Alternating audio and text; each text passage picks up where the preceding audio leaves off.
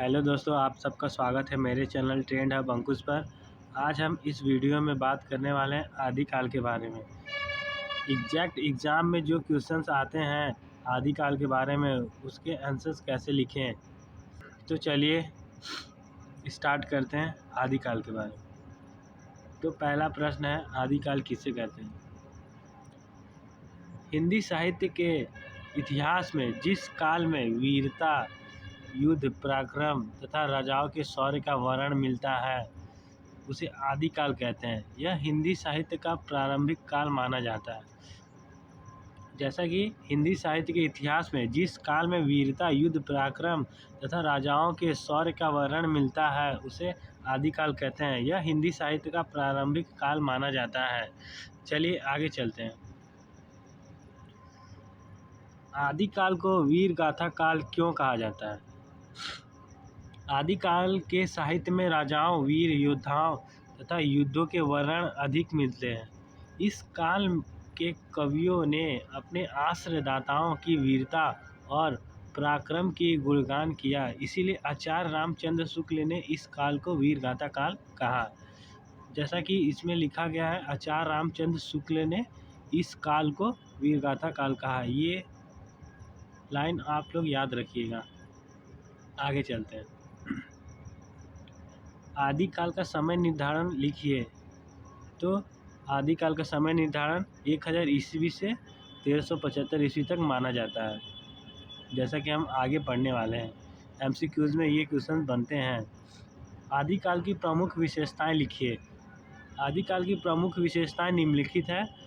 पहला, वीरता और शौर्य का वर्णन आदिकाल में मिलता है और युद्ध और रणभूमि के दृश्य आदिकाल में मिलते हैं। राजाश्रय की परंपरा, ये भी आदिकाल में मिलते हैं। ऐतिहासिक और अर्ध ऐतिहासिक कथाएं, भाषा में अपभ्रंश एवं प्रारंभिक हिंदी का प्रयोग किया गया था। ये आपको याद करके जाना है। आदिकाल के प्रमुख कवियों के नाम। आदिकाल के प्रमुख कवि निम्नलिखित है, जिसमें से चंद्रबरदाई मेन है और नरपति नाल, जगनीक, विद्यापति, ये सब हमारे आदिकाल के प्रमुख कवि हैं। आगे चलते हैं। जैसा कि हमने अभी ऊपर पढ़ा चंद्रबरदाई, तो चंद्रबरदाई की संक्षिप्त परिचय दीजिए। चंद्रबरदाई आदिकाल के प्रमुख कवि माने जाते हैं।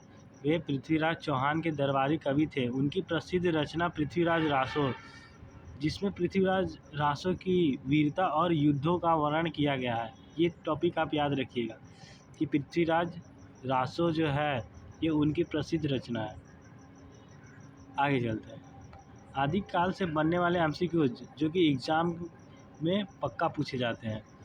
तो चलिए शुरू करते हैं आगे। आदिकाल को वीरगाथा काल किसने कहा। जैसा कि हमने ऊपर बोला था कि आप ये पॉइंट को नोटिस करके रखिएगा। आदिकाल को वीरगाथा काल किसने कहा था। आचार्य रामचंद्र शुक्ल जी ने कहा था। पृथ्वीराज रासो के रचयिता कौन है। पृथ्वीराज रासो के रचयिता चंद्रबरदाई थे। आदिकाल का प्रमुख विषय क्या है। वीरता और युद्ध, जैसा कि मैंने ऊपर बताया था। आदिकाल की भाषा कौन सी थी। अपभ्रंश मिश्रित भाषा थी, जैसे कि मैंने ऊपर बताया था। तो दोस्तों, इस वीडियो में आज हम आदिकाल से रिलेटेड पूरा क्वेश्चंस और एमसीक्यूज क्लियर कर चुके हैं। अब आदिकाल में इससे ज़्यादा क्वेश्चन एग्ज़ाम में नहीं आता है, तो आप यहाँ से पढ़ के जा सकते हैं। आपको अगले वीडियो में भक्ति काल के बारे में मिलेगा। तब तक के लिए इस चैनल को सब्सक्राइब किए रहें। कल इस वीडियो में भक्ति काल के बारे में आ जाएगा, फिर परसों रीतिकाल के बारे में आ जाएगा, ऐसे करके आधुनिक काल भी आ जाएगा। तब तक के लिए चैनल से जुड़े रहें। तब तक के लिए धन्यवाद।